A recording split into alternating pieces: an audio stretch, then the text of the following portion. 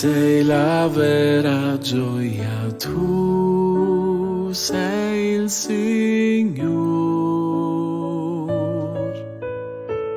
Tu sei la mia speranza, tu sei la mia salvezza, tu sei il Signore. Ed io mi perdo nel tuo amore,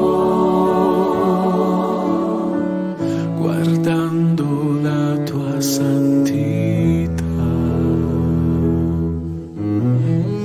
Un canto nuovo nasce e l'uomo vecchio muore, risplendo della grazia tua.